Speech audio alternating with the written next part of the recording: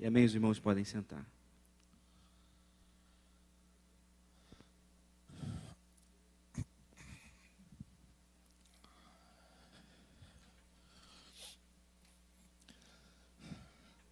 São todos muito bem-vindos, muito especialmente os nossos visitantes, aqueles que não são membros aqui da nossa igreja, estão conosco hoje à noite aqui, nos dando a honra, a alegria da sua presença conosco. Se nós tivermos algum visitante hoje com a gente, por favor, fique em pé onde você está, que a gente quer dar uma lembrança para você levar de volta com você, lembrança aqui da nossa igreja. Temos algum visitante com a gente aqui na frente, tudo bem com você? Lá atrás também. Tá bom, então você vai receber uma lembrança nossa, está recebendo aí as boas-vindas dos membros aqui da nossa igreja, viu? Muito bem-vindo. Perdão para quem precisa. É sobre o que eu vou falar hoje à noite. Perdão para quem precisa. Aí você pode dizer assim, mas todo mundo precisa de perdão. Não, mas tem gente que acha que não precisa de perdão porque acha que nunca erra. Tem gente que não precisa de perdão porque acha que está sempre certo. E Jesus veio para dar perdão para quem precisa, para quem reconhece que precisa. E não para os que não reconhecem e não aceitam que precisam.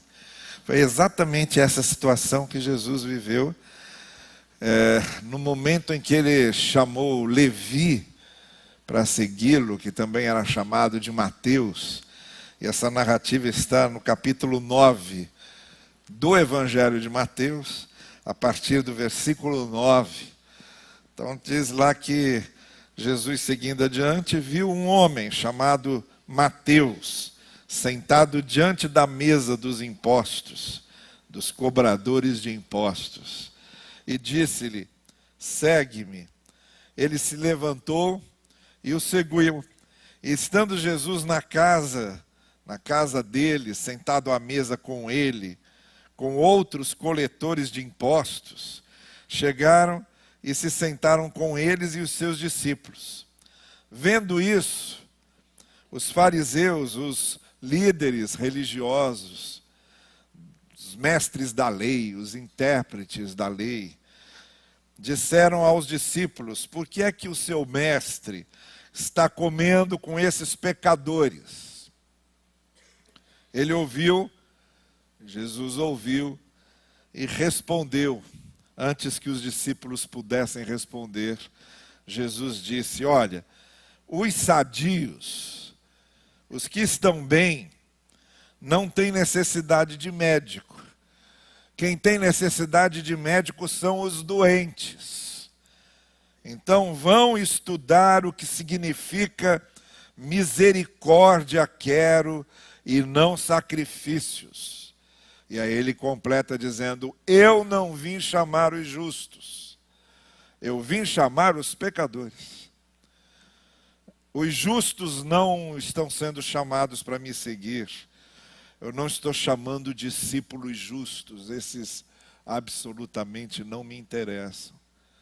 Os que me interessam, os que eu quero que me sigam, e aqueles que eu estou chamando, são os pecadores. São aqueles que reconhecem e sabem que precisam de perdão. Quem acha que não precisa de perdão, não me siga, porque eu vim para isso. Eu vim para trazer perdão àqueles que reconhecem que precisam de perdão. Então o contexto aí é muito simples. Mateus era coletor de impostos, era cobrador de impostos, cobrava imposto de todos os moradores ali da região da Judéia, da Galiléia, onde ficava ali a Palestina. O Império Romano havia invadido toda a civilização conhecida, desde o norte da África até as fronteiras com a Índia, passando ali por toda a área onde é hoje a atual Europa, e chegando também no Oriente Médio. Tudo aquilo agora era pertencente ao Império Romano. Todas aquelas nações foram submetidas ao poder de César, ao governo de César. E uma coisa, o Império Romano cobrava de todas essas pessoas, em todos esses países e em todas essas nações que eles haviam invadido e que eles dominavam, era imposto. Imposto para César, imposto para Roma. E essa turma toda pagando imposto e o imposto sendo remetido para Roma. Então moravam no norte da África, moravam na região que hoje chamamos de Europa, moravam no Oriente Médio e não ficava nenhum dinheiro lá para eles. Tudo era mandado para Roma e isso revoltava muitas pessoas. No Oriente Médio, ali, muito especialmente nessa área da Galiléia e da Judéia, revoltava os judeus, terem que pagar impostos para Roma. Quem administrava todo o dinheiro dos impostos que eles pagavam eram os invasores romanos, os dominadores romanos. Agora, os romanos usavam inclusive alguns judeus para cobrarem os impostos dos judeus. Contratavam alguns judeus que se tornavam esses cobradores de impostos, esses publicanos, porque eram funcionários públicos do Império Romano. Então eram chamados de publicanos, aqueles que trabalhavam para o bem público dos judeus, cobrando impostos para Roma. Então você tinha judeus como Mateus, que precisava de trabalho e que tinha conseguido um emprego como cobrador de impostos romanos. E que cobrava impostos de outros judeus, seus conterrâneos. Para os líderes religiosos do judaísmo, esses cobradores de impostos de Roma, que serviam a Roma, que trabalhavam para Roma e que cobravam impostos de seus conterrâneos, dos seus irmãos de terra, dos seus compatriotas, eram os piores pecadores, porque estavam servindo ao Império Romano contra os próprios judeus. Então, na cabeça deles era inadmissível isso. Então, a gente vê várias partes dos evangelhos aparecendo lá, os fariseus dizendo: por que é que o mestre de vocês anda com pecadores e publicanos? Botava tudo no mesmo nível. Os pecadores, e os pecadores aí normalmente eram as meretrizes, eram os ladrões, eram os assassinos e os cobradores de impostos romanos. Botava tudo no mesmo degrau. E Mateus era visto como um desses pecadores. Jesus passa por ali, pergunta a Mateus se ele queria segui-lo. Quer ser meu discípulo? Quer vir com a gente? Mateus diz: quero. Pelas razões lá que ele tinha. Obviamente o diálogo não foi tão simples assim. Havia outras coisas. Mas na redação, o autor, até para economizar manuscrito, pergaminho, resumiu. Jesus passou, disse: segue-me, e Mateus seguiu e seguiu. Levantou-se e o seguiu. E aí Mateus, muito grato, empolgado com aquilo, talvez já tendo ouvido quem era Jesus e agradecido por Jesus ter passado por ele, uma pessoa que era desprezada por todo mundo, inclusive por outros judeus, e provavelmente era desprezado por sua própria família, chega àquele que era chamado de um Messias, de um enviado, de um Cristo, passa por ali e o chama para segui-lo. Aquilo de alguma forma tocou o seu coração. Alguém olhou para mim. Alguém está aqui reconhecendo o meu valor. Alguém aqui está me olhando como ser humano. Está me olhando como gente. E isso mexeu demais com o coração de Mateus. E ele foi e o seguiu. E não só seguiu Jesus, como resolveu chamar todo mundo, outros publicanos, seus colegas, cobradores de impostos, outras pessoas com quem ele convivia, para todo mundo comer junto. A refeição, o momento da refeição, era um momento de comunhão máxima na cultura judaica. A cultura judaica comia muito. Sempre se reunia para comer. É muito ainda característico da cultura judaica. É estar em volta da mesa, a cultura de estar em volta da mesa. E em volta da mesa a gente celebra a nossa comunhão comendo. E aí Mateus, agradecido porque Jesus havia mexido com ele, e havia olhado para ele, e o havia chamado para segui-lo, resolve então homenagear Jesus, chamá-lo para que comessem juntos, juntamente com todos aqueles outros. Estavam ali, naquele momento gostoso, todo mundo celebrando junto.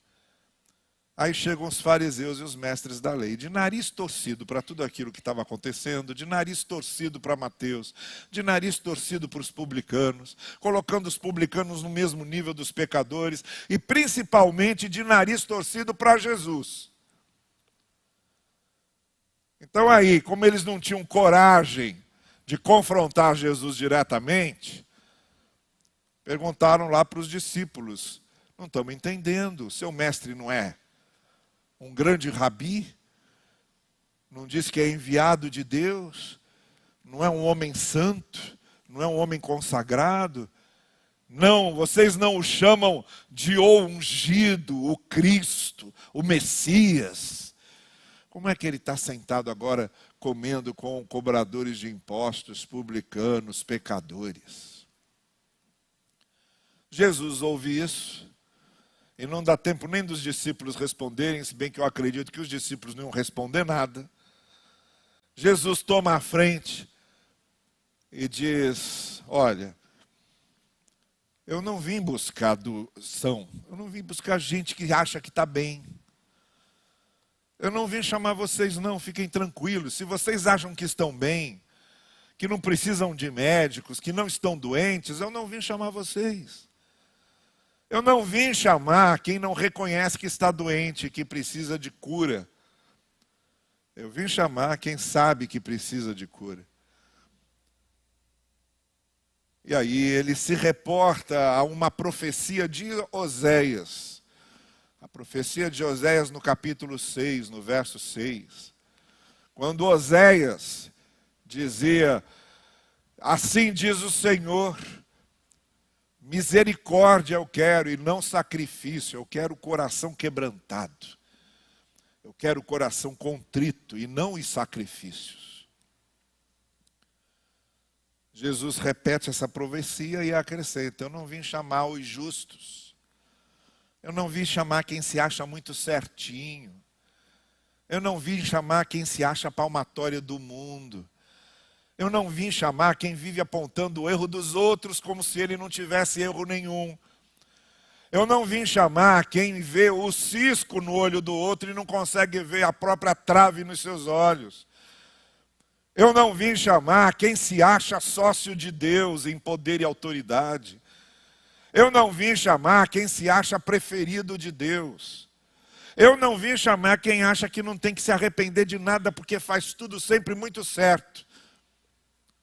Eu vim chamar o contrário, eu vim chamar esses que sabem que precisam de perdão. Jesus vai confrontar esses fariseus e mestres da lei várias vezes, inclusive citando Oséias 6 de novo. Avançando aí 2 ou 3 páginas do Evangelho de Mateus, você chegando no capítulo 12, Jesus está de novo falando nesse texto. Outra vez, é o único texto das escrituras judaicas que Jesus cita 2 vezes. É Oséias 6,6. Aqui, para os fariseus, no capítulo 12, também para os fariseus e mestres da lei. Perguntando: vocês entendem o que significa misericórdia quero e não sacrifício? Então a gente já vê aí que para Jesus é um texto muito sério. Porque foi o único texto do Antigo Testamento que aparece Jesus citando 2 vezes, em 2 situações específicas. Mas o que é que ele estava querendo dizer com isso? De que maneira a gente pode agora pegar esse diálogo, essa narrativa, esse acontecimento, esse episódio de Jesus, lá com Mateus, com os mestres da lei, com os fariseus, e trazer para coisas que nós precisamos aprender e que precisam acontecer na nossa vida. Se a gente prestar bem atenção nesse texto, nessa narrativa de Mateus, esses que Jesus classifica aqui como os que não precisam de perdão, esses que Jesus classifica aqui como os que não se sentem doentes, esses que Jesus classifica como aqueles que não precisam da graça de Deus, estão nessa narrativa aparecendo de duas maneiras. São apresentados a nós de duas maneiras. Por causa da citação de Oséias primeiro, porque Jesus se reporta a Oséias, que foi uma profecia que Oséias fez ao povo, que ia ao templo oferecer sacrifícios a Deus, mas usava isso apenas como um cumprimento ritual, sem que o coração acompanhasse, sem que o coração se quebrantasse, sem que o coração se derramasse diante de Deus. Então era um cumprimento de um rito, era algo mecânico. Iam ao templo, ofereciam a Deus seus sacrifícios, mas sem nenhum tipo de arrependimento, sem nada de coração quebrantado, sem nada de coração contrito, apenas cumpriam a lei, cumpriam o rito, cumpriam a regra religiosa deles. Aí Oséias vira e diz: não é isso que Deus quer.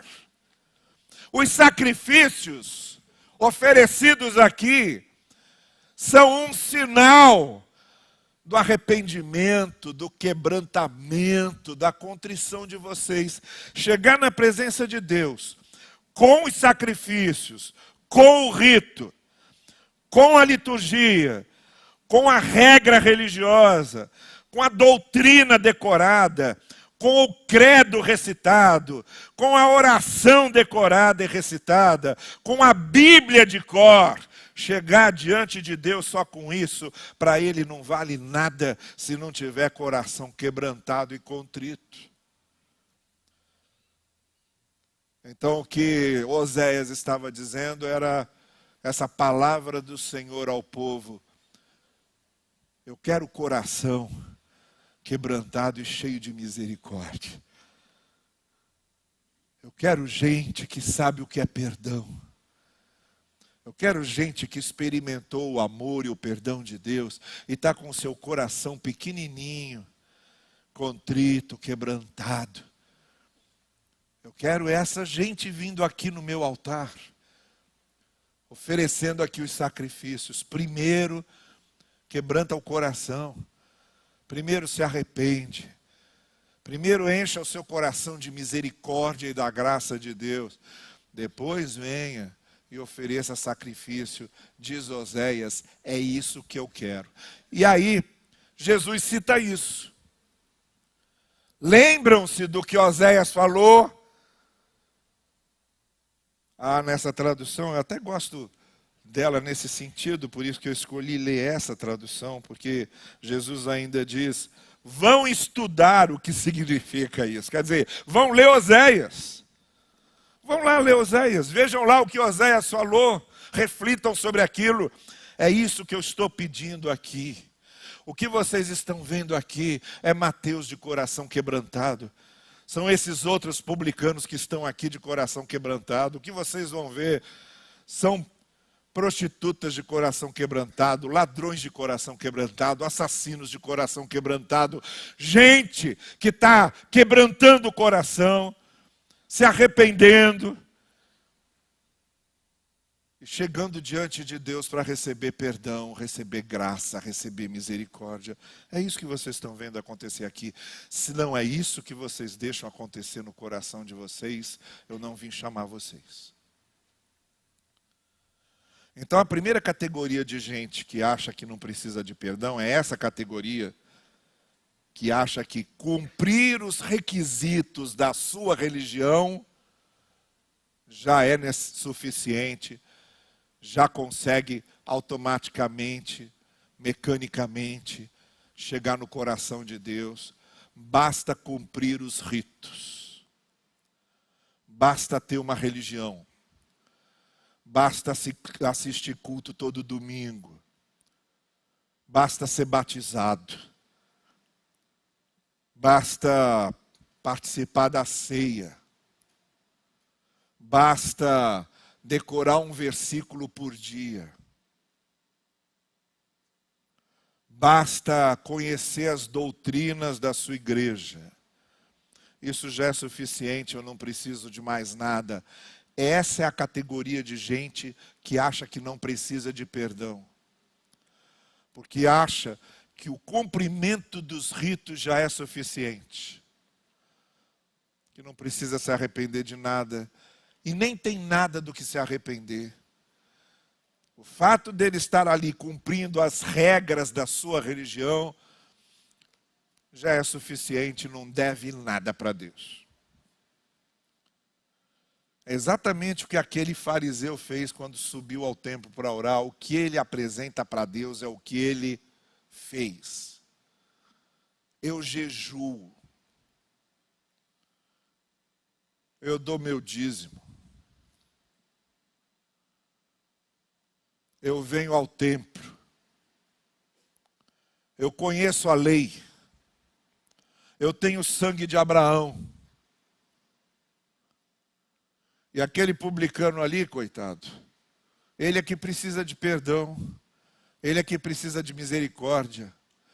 Eu te agradeço, Senhor, porque eu não sou igual aquele desgraçado infeliz, pobre pecador. Eu não. Eu conheço Moisés. Eu guardo o sábado. Eu celebro a Páscoa. Eu celebro o Purim. Eu celebro o Pentecostes.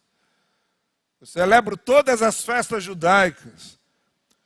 Eu conheço a Torá de cor.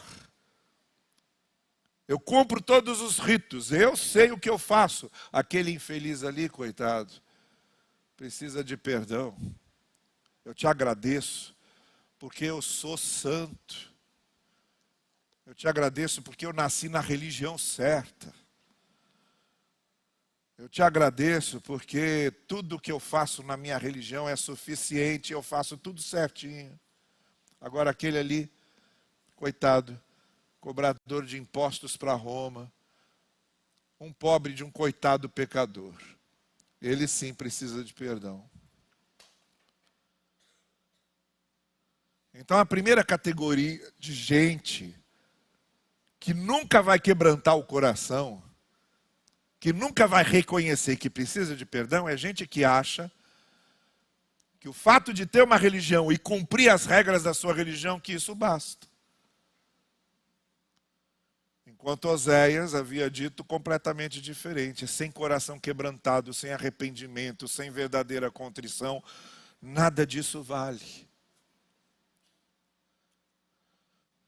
A segunda categoria de gente que acha que não precisa de perdão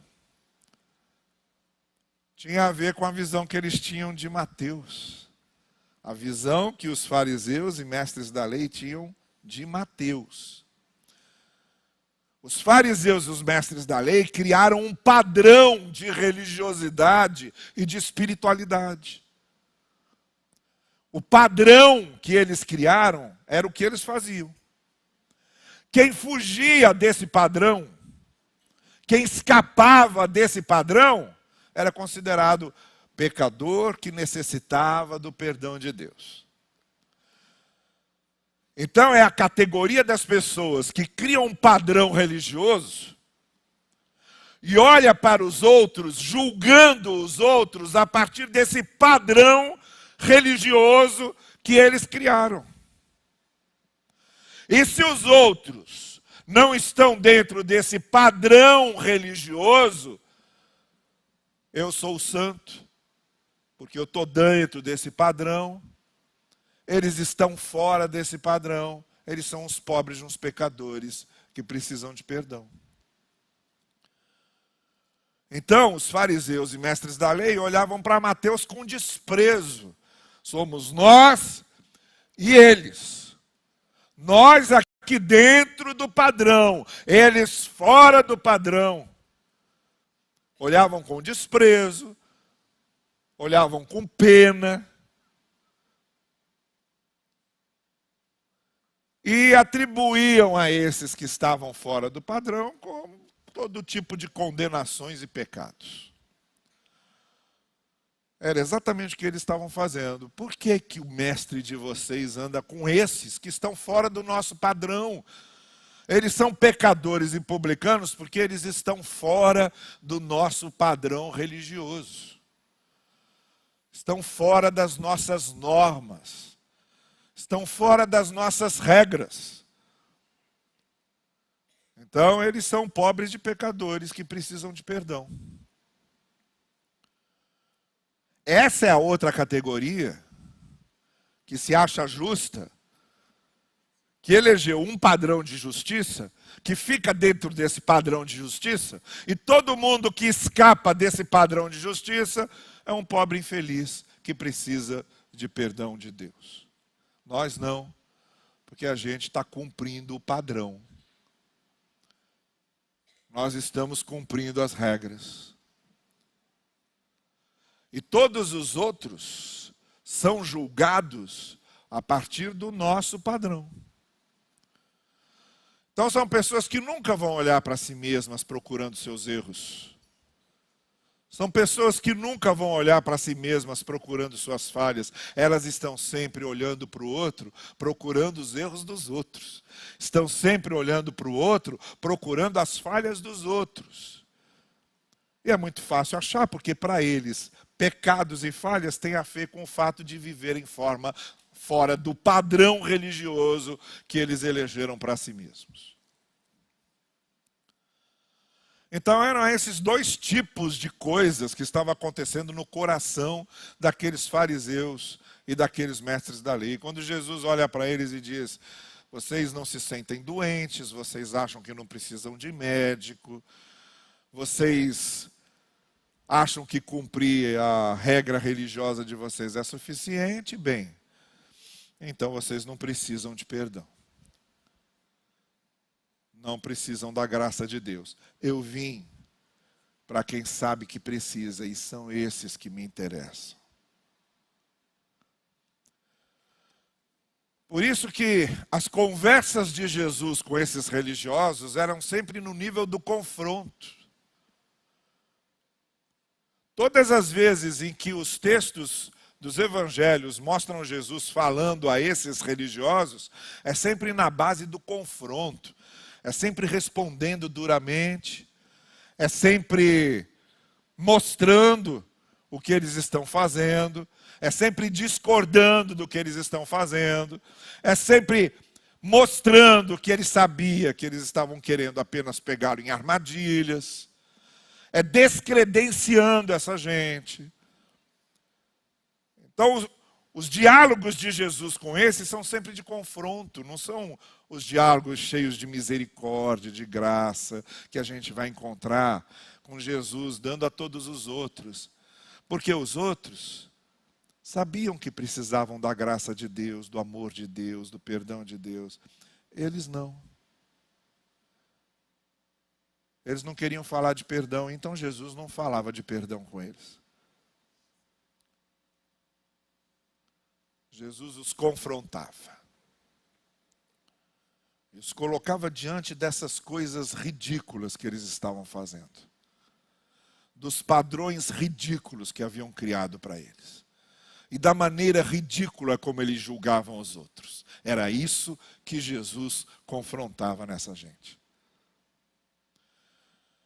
Mas então agora a gente volta para o que Jesus está falando sobre perdão e sobre precisar de perdão. Se nós não somos esses, que achamos que basta cumprir o ritual, basta cumprir a liturgia, basta ter a religião, basta criar o seu próprio padrão de justiça e ficar dentro dele. Se nós, ao contrário, somos daqueles que reconhecem que são pecadores, que tropeçam, que caem, que falham, que erram, que se desviam. Se nós somos desses que sabem que nunca conseguirão ser o justo do Salmo 1 é Jesus. É Jesus. Ninguém vai conseguir ser o justo do Salmo 1. Ninguém consegue aquele padrão. Nenhum de nós conseguirá ser o justo do Salmo 1, por mais que nos esforcemos. Podemos fazer muitas coisas boas, mas jamais seremos o justo perfeito do Salmo 1, porque o justo perfeito do Salmo 1 só tem um, Jesus. Nós somos os que jamais serão daquele jeito, e por isso precisam do perdão, da misericórdia e da graça de Deus. E aí, se nós somos esses doentes a quem Jesus se referiu, se nós somos esses que não se sentem justos, mas que sabem ser pecadores, é para nós que é a mensagem de Jesus, é para nós que é a mensagem do Evangelho. É para nós que Jesus está falando, e é a nós que Ele está chamando. Ele se interessa por nós se nós somos assim. Ele quer que nós sejamos discípulos dele se nós somos assim. Ele está nos chamando para segui-lo se nós somos assim. E aí, para a gente que se reconhece como pecador, que se reconhece como dependente da graça e do amor de Deus, que se reconhece como dependente da misericórdia de Deus, para a gente, Jesus tem ótimas notícias. Jesus só tem boas novas, que é justamente o sentido da palavra evangelho. Evangelho é isso, é boa notícia, é uma notícia boa. Para a gente que sabe que é pecador e que sabe que precisa do perdão de Deus, para a gente, Jesus tem as melhores notícias. Para nós ele tem a notícia do perdão, da graça, do amor, da misericórdia de Deus. À luz de 3 coisas importantíssimas. Primeiro, o perdão de Deus vem justamente para esses que quebrantam o coração, que tem o coração contrito, que se reconhece como pecador, que diante de Deus se arrepende. Diante de Deus sabe quem é. Diante de Deus pede perdão com o coração quebrantado. Como aconteceu com Pedro. Você quer um exemplo maior? Olha, quem era Pedro? Pedro era o apóstolo número 1.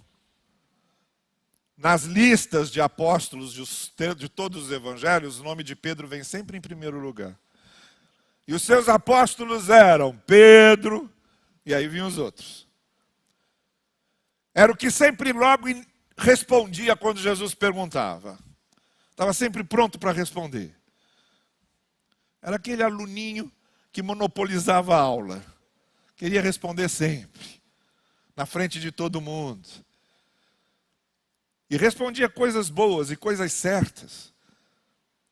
Houve pelo menos 2 momentos em que a resposta de Pedro foi fundamental. E Jesus diz, muito bem, Simão, é isso. Você está resumindo aí na sua resposta toda a minha missão. Então esse era Pedro. Aí Pedro vai, nega Jesus.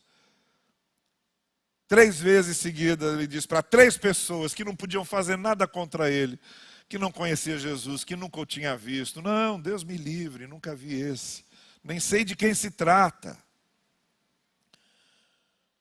E aí no momento em que Ele tem possibilidade de ver Jesus no momento em que Jesus está sendo levado ao pretório romano. Naquele momento, o olhar de Jesus cruza com o olhar de Pedro. Aí Pedro tem um impacto. E começa a chorar. E o texto de Lucas diz que ele chora amargamente. Aquele choro doído, aquele choro de soluçar.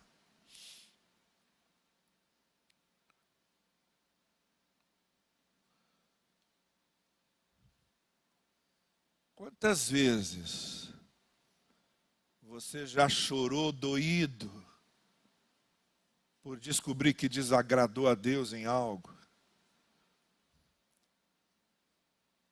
Quantas vezes você já chorou doído ao descobrir que feriu alguém, que machucou alguém e aquilo dilacera o seu coração?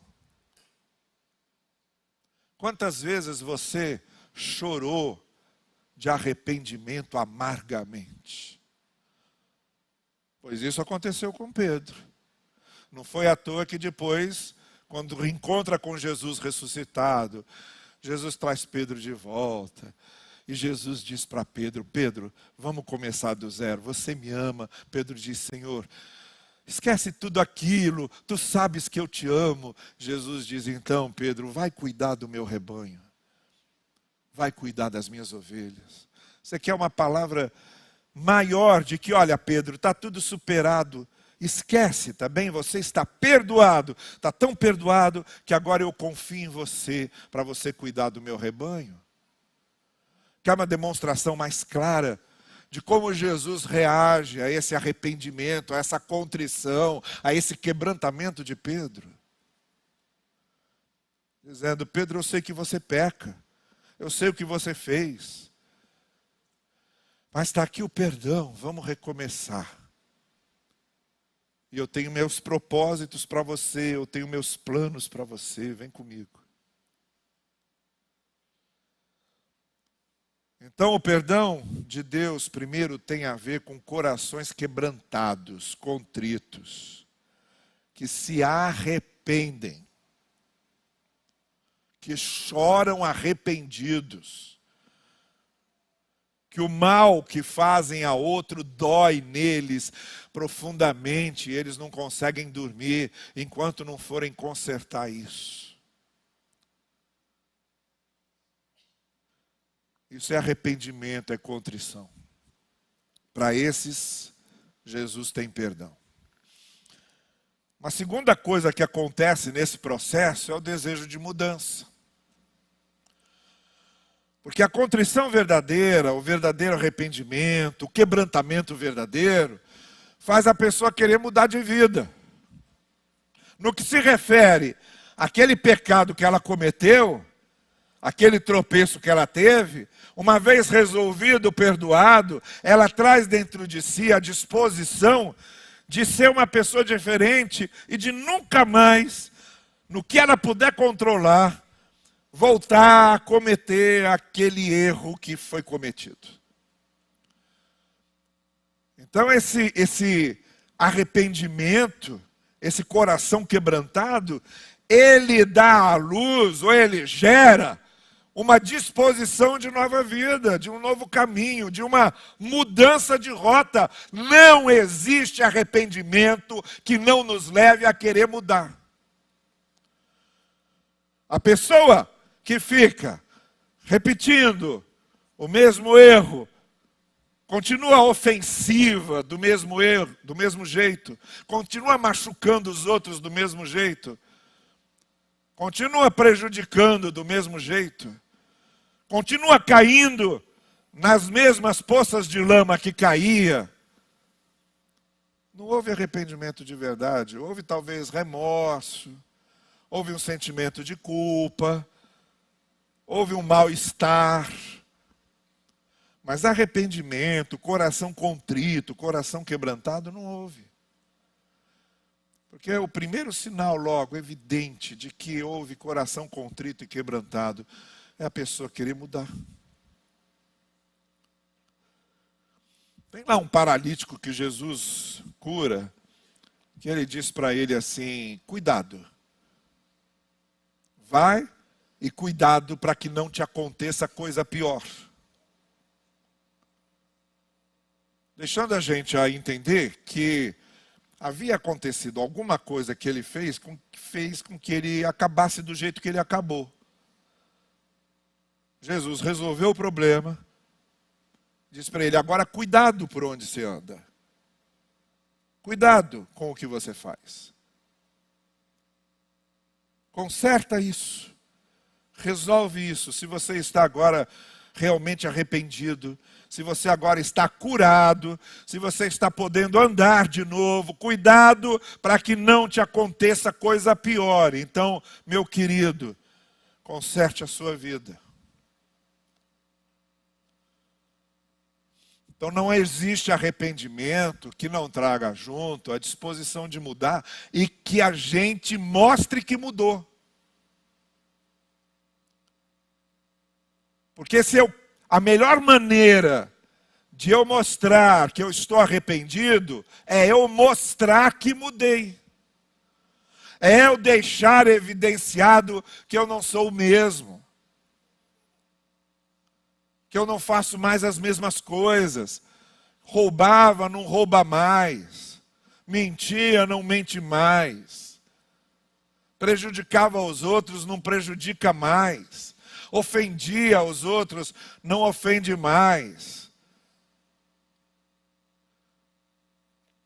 A melhor maneira de mostrarmos que realmente nosso coração se quebrantou e nos arrependermos é mostrar que mudamos.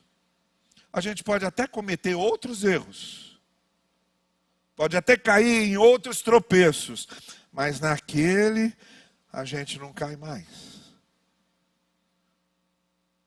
Porque houve arrependimento verdadeiro, houve contrição verdadeira.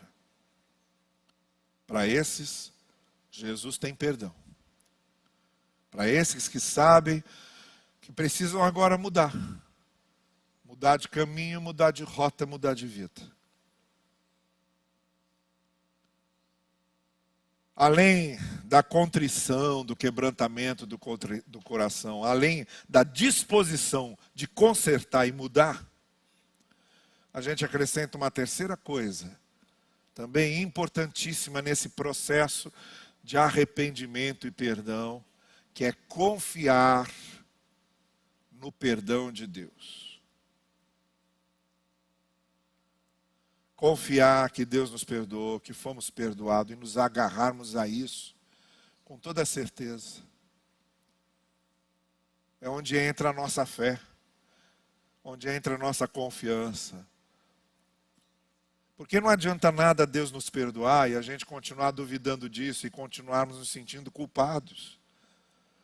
E não adianta nada Deus nos perdoar e o outro que prejudicamos nos perdoar e nós mesmos não nos perdoarmos.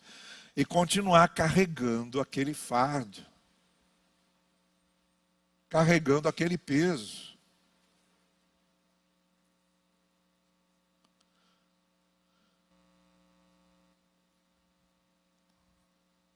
A gente carrega fardos e pesos de culpas que a gente não precisa mais carregar.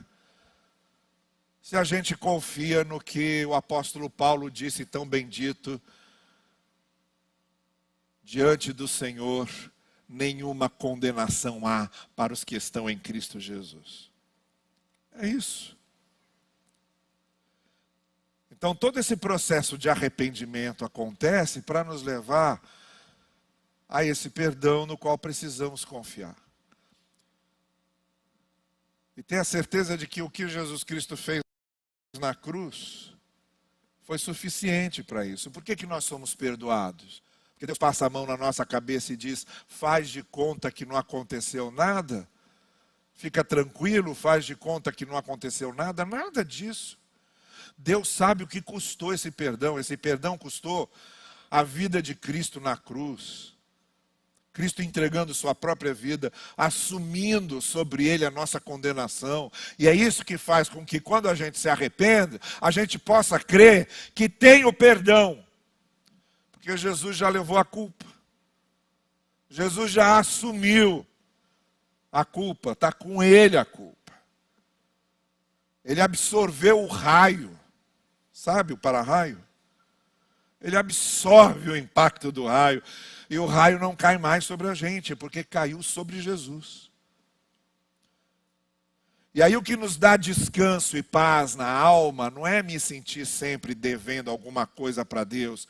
É confiar que eu não devo mais nada a Deus a partir do momento em que eu me arrependi, porque no que se trata da minha culpa e da minha condenação, Jesus Cristo já carregou isso, já resolveu isso, e diante de Deus já não há culpa nenhuma mais. Essa parte nesse processo é importantíssima. Eu tenho no que me agarrar e dizer, eu estou perdoado.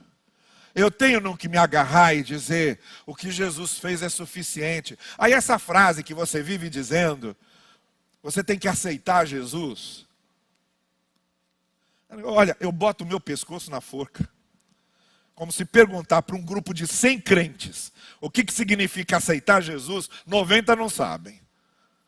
Se perguntar, isso aí que vocês vivem dizendo, tem que aceitar, o que é aceitar Jesus? A gente fala essa frase aí fora, para uma pessoa que não é crente, e diz para ele, você tem que aceitar Jesus. O que é aceitar Jesus? Aí ele vai dizer, eu aceito. Eu sei quem é Jesus. Essa linguagem nossa é complicada. O que é aceitar Jesus? O que a gente quer dizer com aceitar Jesus?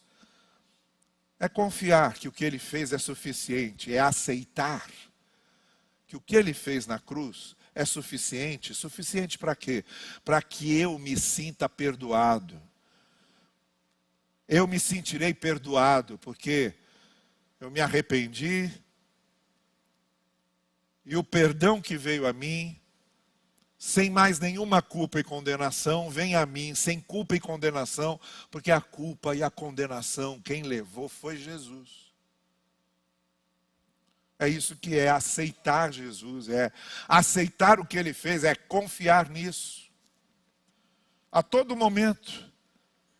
É uma fé que precisa estar sendo alimentada a todo momento, porque a todo momento nós somos flechados, nos alcançam dardos para fazer duvidar disso. Em todos os momentos da nossa vida, no momento final, naquele momento solitário, que é de cada um, quando nós teremos de nos encontrar com Deus, ninguém vai poder ir conosco, ninguém nos acompanhará. Esse é o momento mais solitário da vida toda. Porque nem para nascer, nascemos tão solitários, que logo que a gente nasce, somos acolhidos por nossa mãe, por nosso pai. Mas esse momento da morte é extremamente solitário. Ninguém estará conosco, somos nós. Nós e o que nos aguarda. Pois nesse momento, a gente vai confiar da mesma forma como João expressou na sua primeira epístola. Quando ele diz, eu confio, embora a minha consciência me acuse, eu confio que Deus me perdoou. Essa confiança que vai nos acompanhar até o final. A única certeza que teremos é essa confiança. Por isso a nossa relação com Jesus e o que Ele fez conosco é uma relação de fé. Você não tem um certificado de Deus, com Deus assinando, reconhecido em cartório, dizendo para você, você está perdoado. Você não tem isso. Você tem certificado de batismo assinado pelo pastor Novaes. Isso aí você tem. Mas o certificado de Deus dizendo que você está perdoado, você não tem. Ou é uma questão de fé e de confiança. Ou você confia. E fé em Cristo é exatamente isso. é confiar que o que Ele fez é suficiente, que porque Ele fez a gente é perdoado. Então é para esses que Jesus tem perdão. Olha, esses fariseus, esses mestres da lei, não chegavam nem um décimo perto disso. Estavam longe de tudo isso, completamente longe, com seus corações fechados, suas mentes fechadas.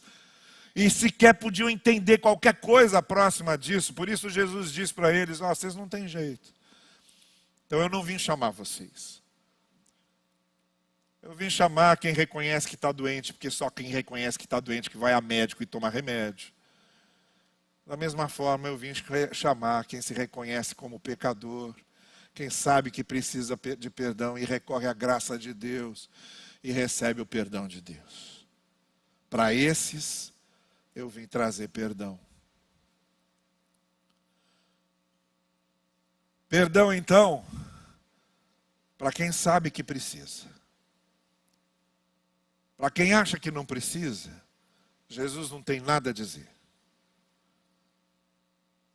Para quem acha que não precisa de arrependimento, que não precisa de quebrantamento, que não precisa de contrição, que não precisa da graça de Deus, para quem acha que se basta, para quem acha que sua religião basta, para quem acha que seus ritos religiosos bastam, para quem acha que sua doutrina basta, para quem acha que sua igreja basta, para quem acha que sua confissão de fé basta, para quem acha que seu credo basta, para quem acha que seu padre basta, seu pastor basta, seu babalorixá basta, para quem acha que tudo isso basta, Jesus não tem nada a dizer.